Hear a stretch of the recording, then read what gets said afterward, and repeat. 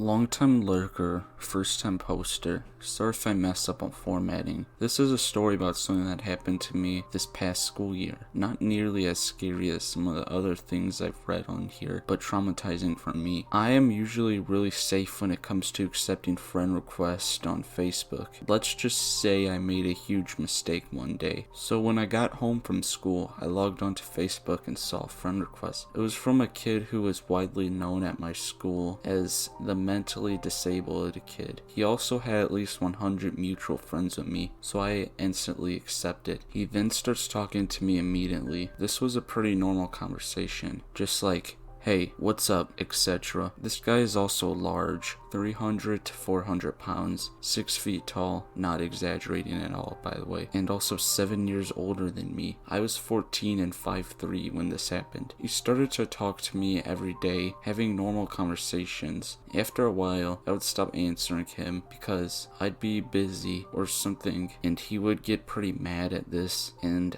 I didn't want to be rude, so I tried to be as nice as I can and answer back to his text whenever I get the chance. He then says, "You go to blank school, right?" I didn't want to answer because even though he goes there also, I just didn't feel right saying yes. He messages me again saying, "I know you do. I've seen you there every day. Man, you're pretty." I stopped talking to him from then on, but he'd still message me despite the fact that I wouldn't answer. I would see him more and more in the halls, and it got to the point where he'd be sitting there waiting for me to get off the bus and stare me down. I tried to ignore it the best I could. I'd see him in the halls and he'd just stare at me. I deleted him off Facebook when I got home from school, but he would still message me and send me chat messages. It became so persistent that I just ignored it. One day, I was staying at the school a little late to hang out with my friends. One of my friends was talking about some guy who apparently threatened someone at the school. I asked him why the school didn't do anything about it, and he said it was because the kid was mentally unstable and there's no reason to, because they thought he'd calm down and not go through with it. I started to panic. I asked them who it was, and sure enough, it was the same person that'd been creeping on me. I told them what was happening, and they started to freak out too. It told me to check my messages when I got home. When I got home, I read all the messages he sent me. It started out like, "You're so pretty. Why are you so pretty? Where were you today? Will you go to prom with me? I bought you a ticket. Please go with me. Will you go out with me?" Then finally turned into this, "Fine, don't answer me. I'm going to rip your head off." And it got more and more violent. He also posted on my wall saying extremely inappropriate things like hurting people and stuff. I decided to skip school the next day. I told my mom all about it, and she had me print it out and go to the school with it. My mom drove me to school, and we went straight to my guardian's counselor. When she read what he was saying to me, even she freaked out. She tried her best to make it so he couldn't be in the same hallway as me. This worked for about 3 months. The last week of school, it started up again. I got off the bus and he'd be sitting there waiting for me. He followed me into school and followed me around the school. He even waited outside my classroom for me to finish my exam. I asked one of my friends if he could watch out for me because the guy was following me again. Last day school finally ended and I didn't have to deal with him for about 2 months. School finally started back up again. After a couple panic attacks, I found out he was arrested and is now going to school for very troubled kids. Sorry about the length.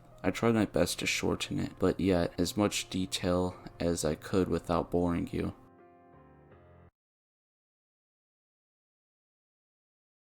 This story begins sometime around my junior year of high school. I was 15 years old, and in that phase of life where I didn't listen to anyone, yet at the same time was completely impressionable. At the beginning of the year, I was sitting in my 6th grade period chem class, probably zoned out, looking at my phone under the clunky gray lab table, when I hear 2 people laughing to my right. The way the classroom was set up was in a long rectangle, so essentially the teacher wouldn't be able to hear what was going on in the back. The people laughing were a guy and a girl, Eric and Callie. They were somewhat popular, not the top of the food chain by any means, but everyone knew them. My younger sister knew Eric. They had a tennis match a month or 2 earlier. Eric was really funny. This is a crucial element to this story. He was definitely the class clown. He was Tall, good-looking, and extremely charismatic. I wasn't attracted to him, but I could see why everybody else was. I think it was at this point in time where I made one of the most regrettable decisions of my life. I decided I wanted to be friends with Eric. Eric was in my 2nd, 5th, and 6th periods, so the next morning, I poked him in the back in Spanish class. "Hey," I said, "I heard my sister kicked your ass in tennis." He turned around with a goofy smile. His friends all look at me. "Who's your sister?" His voice sounded nice. "Karen," I replied. I don't remember the rest of this encounter, but I'm pretty sure he denied losing the tennis match. I think the conversation ended shortly thereafter, and my day continued until I saw him in math class. Algebra 2 was one of those classes where the teacher would lecture us for a while, give us homework, and then let us have the rest of the period to work on it so we wouldn't have to do it when we got home. I was working on my paper, probably confused, when I hear a familiar voice. "Hey girl." I looked down and saw Eric crouched up next to my desk.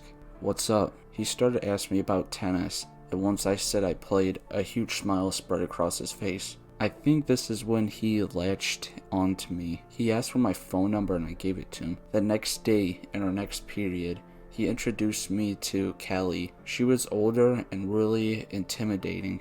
I had never met anyone like her, and I was beginning to get excited at the prospect of these new and interesting friends. That night, he kept texting me nonstop. He would ask me questions and then would reply with LOL to everything I said. I thought it was weird, but that was just his humor. After that day, he didn't leave my side. We spent most of the school day together and then would be in constant contact after school. This was 2011, so we were mostly on Facebook or doing group phone calls with Callie and 2 other friends of mine I had brought into the group named Sasha and Natalie. There were lots of red flags. Eric wanted me to hold hands with him at school and told everyone I was dating him for some reason. This wasn't something I got too mad about. I just thought it was weird. He would also say a lot of weird and inappropriate things. Again, I assumed it was a joke. I always assumed Eric wasn't attracted to girls because he said he wasn't, although he would say he makes out with them and then tell everybody and make fun of them. We would walk down the hall after 5th period, and it would stop for a big group of freshmen to give them each a peck on the lips.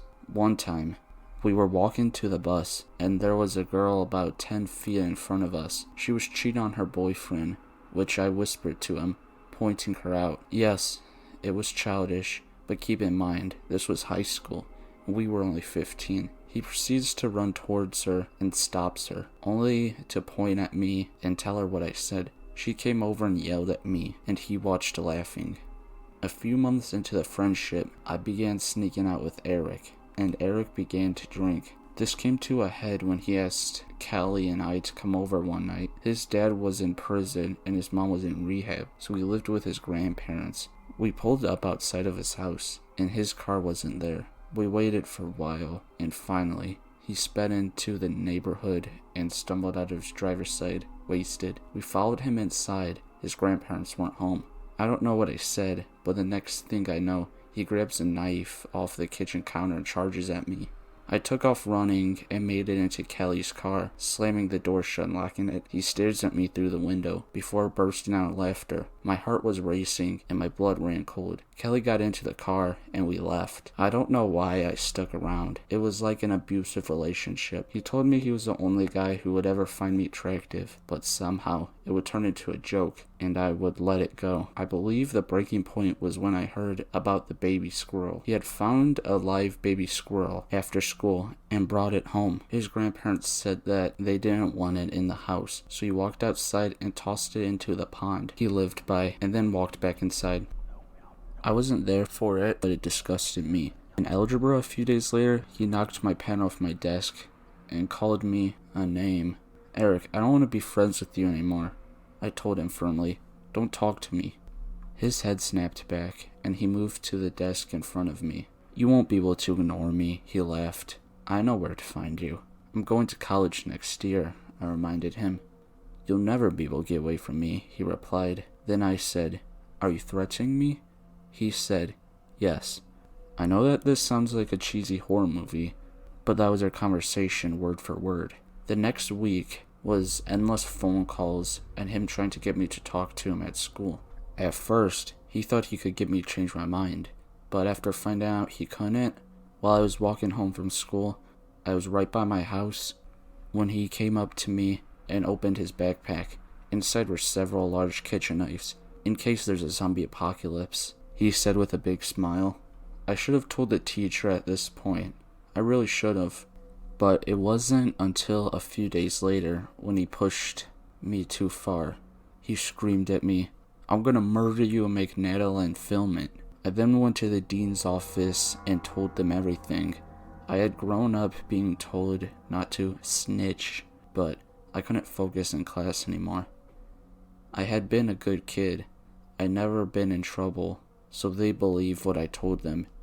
Here's the kicker. They called him into the office, and he admitted to everything, nodding and smiling while confirming all of the stories I've told them. Dean Thomas sat me down the next day and told me that I needed to call the police. They said that there was something clearly wrong with him and that he just, quote, didn't get it. They put a school version of a restraining order on him. He wasn't to talk to me, and during tests, he had to be taken into a separate classroom. He would do everything he could to get around those rules. He would talk about me right in front of my face, but wasn't technically talking to me. He said one day, out loud in class, "Some girl put a restraining order on me because she thinks I'm dangerous." The teacher laughed and said, "Doesn't she know you're joking? That's just Eric being Eric." The backlash that I faced was enormous. All of his friends pushed me around and laughed at me. Even my own friends said I was overreacting, except for Natalie. She was always a good friend and always trusted me. She said he made her feel uncomfortable too, and had started following her from class to class. When his birthday came, he approached me, standing by Callie, and then Callie said, "He wants you to wish him a happy birthday."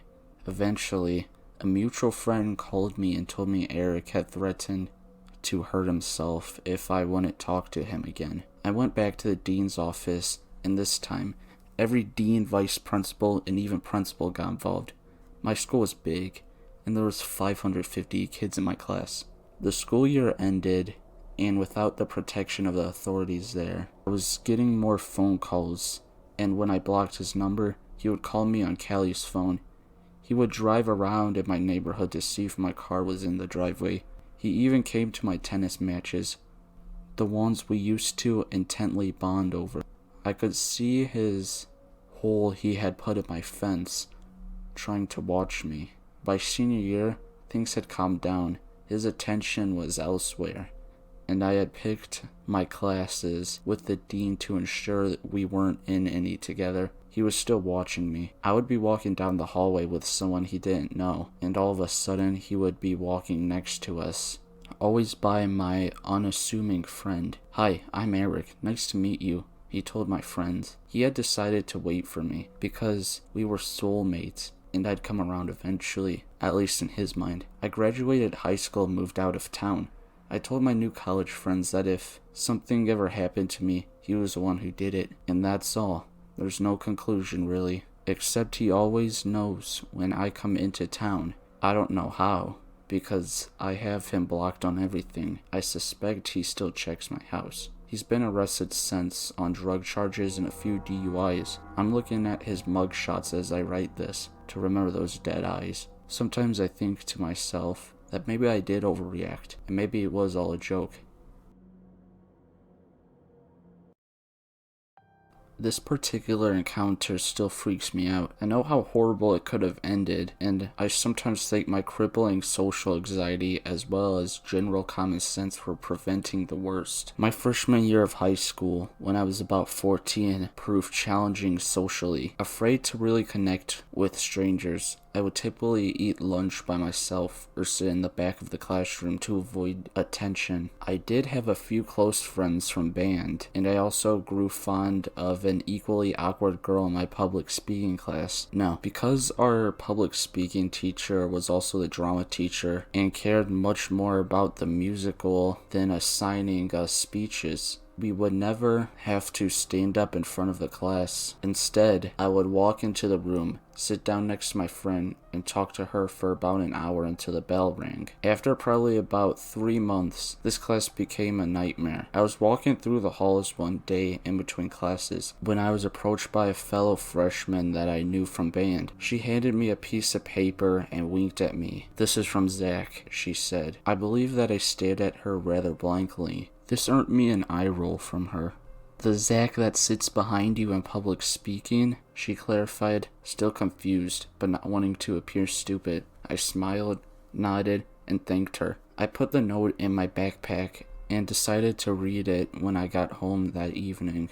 Once in the comfort of my bedroom, I retrieved the note after recalling a very tall and large senior named Zach, who did in fact sit behind me in that class.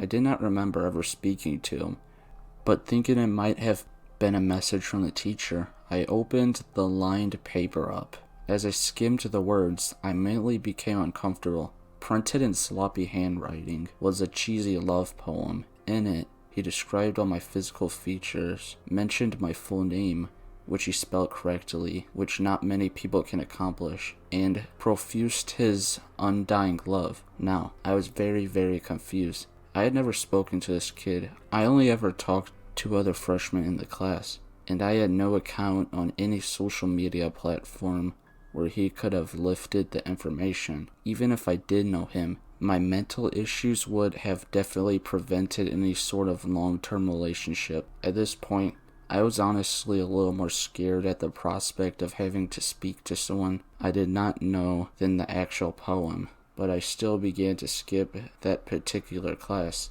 After not attending public speaking for a good 2 weeks, I was eventually approached by a girl I knew from band, a fellow clarinet player named Corey. "I heard you've been ditching," she said, with a bit of a smirk. "Good girls don't ditch." When I just laughed and shrugged, she continued, "Well, your boyfriend thinks you're avoiding him."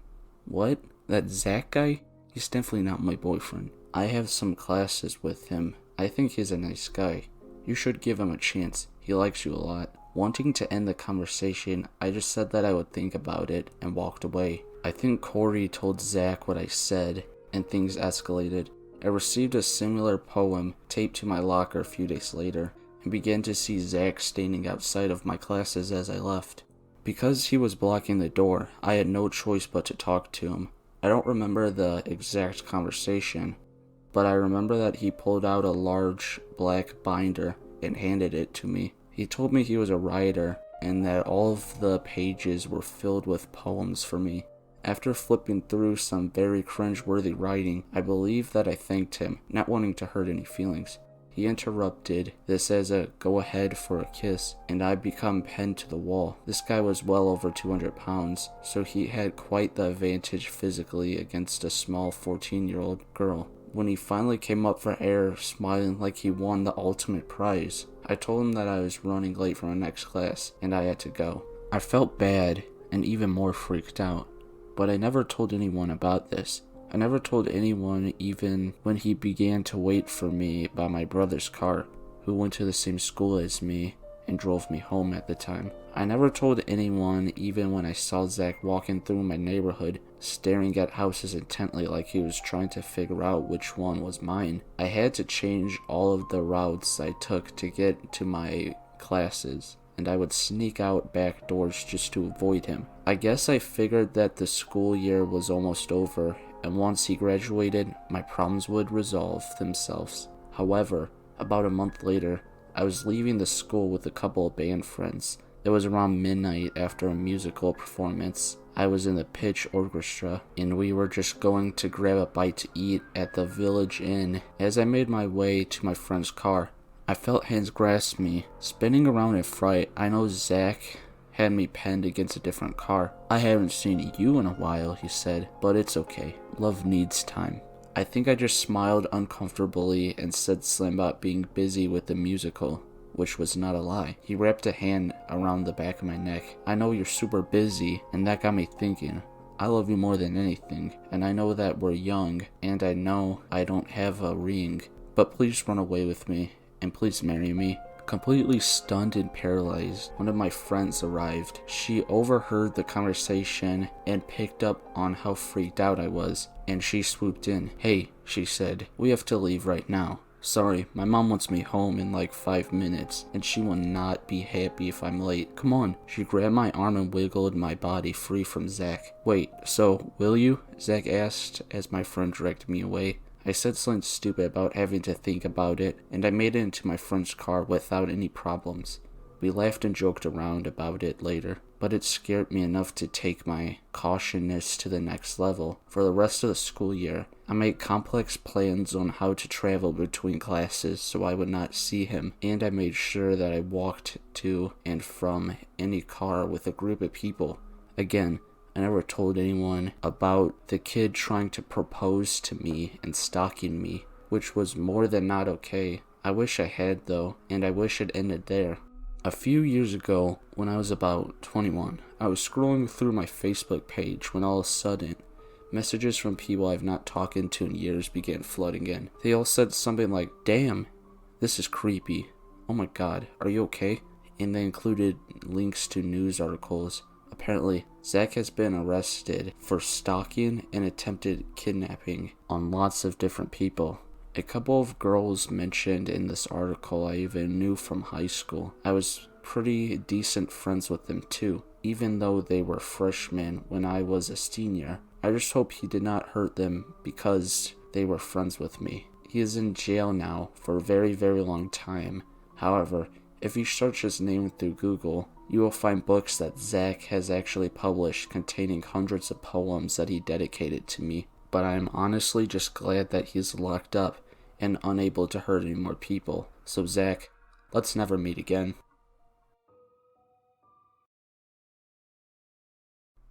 No, this is my first time posting on Reddit, so I'm sorry if I'm posting this on the wrong place, but tell me if I'm not. A little background about me. When this happened, I was about 6 feet tall and had quite a broad figure due to me playing rugby quite a lot. A little background on Lucas. When this happened, he was about 5'5" and very slim and had the cutest face that I'd ever seen. In high school, there was a guy who I found extremely attractive and cute. I'll call him Lucas for now. At the time, I was 16, and so was he. He was in a few of my classes, maybe 3 or 4. I'd always wanted to talk to him and get to know him, but I didn't want people to know I liked him. The massive fear of rejection, and not knowing whether he liked me back or not. I decided to just admire him from afar rather than pursue him. As time went throughout the term, I decided to notice him staring at me more and more in the classes we had together. At first I was happy he noticed me, to be honest, but then it started to make me uncomfortable and self-conscious. I pretended not to notice since it would have been embarrassing for the both of us if we ever made eye contact during him staring. Half term came around, a 2-week break if you don't know what it means, and I wasn't thinking much about Lucas at this point. We came back to school, and in our psychology class, we were paired for group activities and sat next to each other. I didn't really know how I felt about it. We didn't talk for the first few lessons, but when group activities and case study practicing came around, it was a must. On our first activity, I started the talking. He reacted normally, but being close to him made my heart pound like crazy because he was exactly my type, and even cuter up close. A few lessons passed of us normally talking about the work, etc. When he, out of the blue, asked for my number, I was pretty much in shock. I asked him for what reason. He just replied, "Just curious, you don't have to give me it." I, of course, gave it to him though. By this point, I had completely forgotten about how strange his staring was from when he used to sit away from me. As soon as school ended, he began to text me normally, asked me how I was, and etc. The only thing I found strange was how fast his replies were, even if mine were a few minutes late. Lucas didn't have Facebook or any social media, and whenever I saw him around the school, he was alone, reading old or outdated books. That raised enough courage within me to ask if he liked me or not, considering how interested he was in me. I waited for a good opportunity to ask. After I sent this text, it was about 2 minutes before I got a response. I didn't notice this because the latest any of his other replies were only 10 seconds. No exaggeration. His reply was, "Yes, does that bother you?" I decided to tell him I liked him too in the heat of the moment. I was truly happy that he was willing to be open with me about it, and I thought I should do the same. He replied with, "Oh cool," and a smiling face. This is where things took a turn. He began to send 5 or more text messages in a row about where I was, or if I didn't want to talk to him if I hadn't replied in like 5 minutes or so. But after I'd reply, he'd go back to being the sweet and friendly person he was. Half turn had come once again, and I was ready to start hitting parties. One night, I left for a party with my phone, but realized the plug to the charger hadn't been inserted, so it was dead. I didn't realize this until during the car ride to the party though. I just forgot about it anyways.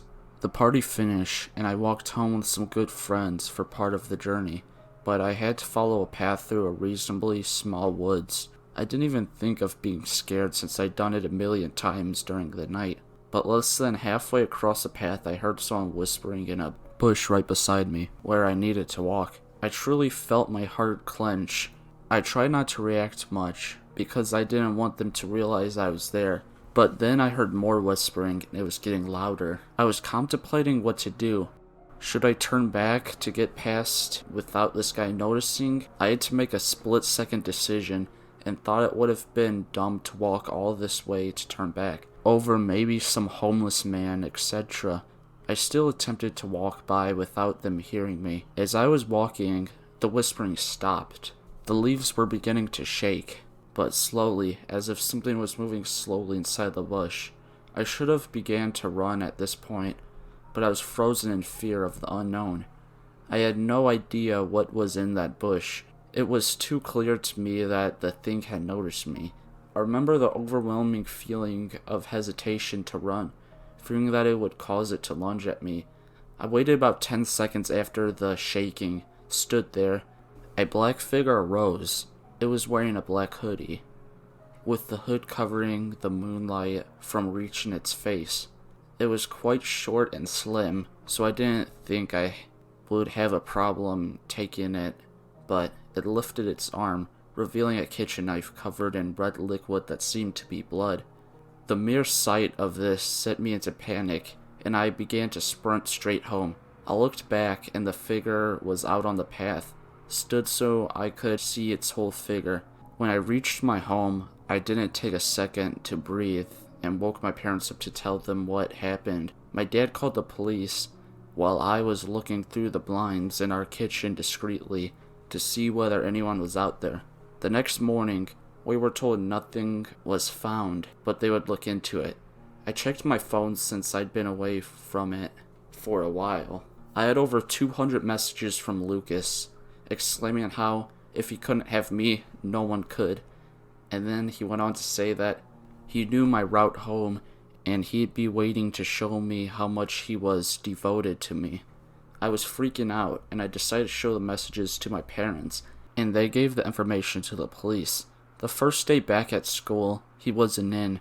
The same happened for the next few weeks, but no one really noticed because he didn't have any friends though. I never asked my parents what happened to him since it was a very difficult time. The messages were how they found out I wasn't attracted to girls, so I didn't talk much about it. After asking the teachers if they knew anything, I noticed they all became clammy when the situation popped up and avoided answering it at all costs. I decided not to ask anymore because it seemed to make everyone feel uncomfortable, and to be honest, I wasn't sure if I wanted to know what happened to him. I'll never know whose blood was on that knife, or whether it was even blood. If so, I assume it was his own. I'm now 20 and in university. To me now, this is a distant memory. I know this isn't as bad as some of the other stories on here, but it was truly terrifying for me. First time poster here, so don't give me any crap, please. So this is my second time typing this thing out because just as I was finishing up, my computer decided it wanted to restart. Please let me know if I need to fix anything, as I'm far from a writer. This goes back to when I was 15 and a sophomore in high school. I only had a few friends and would walk by myself to and from most of my classes because small talk used to make me feel nervous, and it still does, thanks to some anxiety issues. I was walking to class one day when this kid, we'll call him Creeper, came out of nowhere and started walking next to me. He was a bit too close for comfort, so I moved over, but he followed. He was so close to me that his arm was brushing against my shoulder. For context, I'm a 5'1", 93-pound female, and this guy is at least 6'2", and 180 pounds, and probably a year or two older. I'd had some bad experiences with strange men in the past, so I was getting pretty uneasy. He finally decided to introduce himself. "Hey, I'm Creepy. You're my name, right?" Of course I was taken aback since I have had no clue who this dude was and never seen him before. "Do I know you?" I asked. What he said next gave me chills and still creeps me out to this day. "No, but I know you." Just like that, he turned around and walked away. I'm not making this up. He actually said that. I saw him the next morning when I was sitting with my friends and waiting for the first bell to ring. I pointed him out to my friends and asked who he was. They didn't know him either. The bell rang, and we all went our separate ways. I stuck my headphones in my ears and turned on some music for the walk to first period. Then I felt an arm brush against my shoulder. I looked out of the corner of my eye and saw a Creeper there, staring down at me with his weird grin. I moved away from him, and just like before, he moved right back with me. He pulled my headphones off and started asking me for my number. When I told him no, he started begging like he was trying to be cute. "Please, can I have your number? You're so pretty. I just want to be able to call you." I said nothing. Then he started asking me if I had a boyfriend and if that was why I wanted to talk to him. I got to my class and hurried in, and he stood there by the door, staring and grunting for a few seconds before he left. This went on for several weeks. He started turning up everywhere I went. I would even take detours and try to throw him off, but he would eventually pick up on those too. Every day, he would ask if I had a boyfriend, and if I would just give him my phone number. After telling him no multiple times, I eventually gave up and just started giving him the cold shoulder.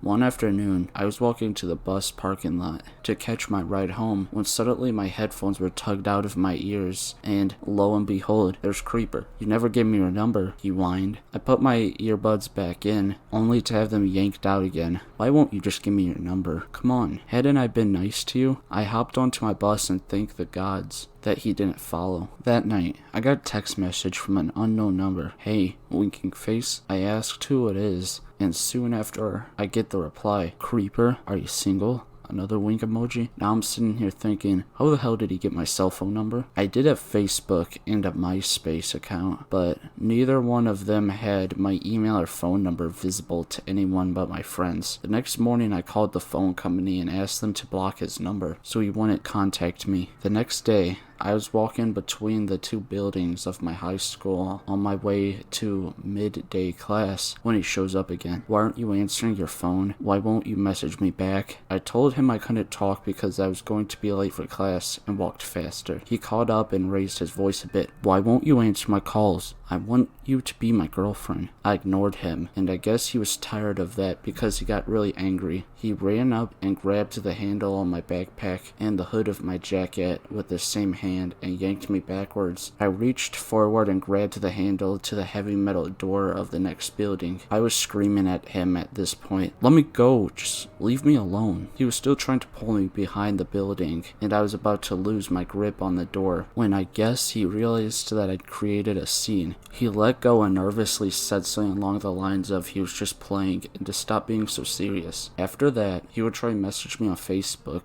every once in a while, but I blocked him there too. Thankfully, I haven't heard from him since. So, high school creeper dude, let's please never meet again.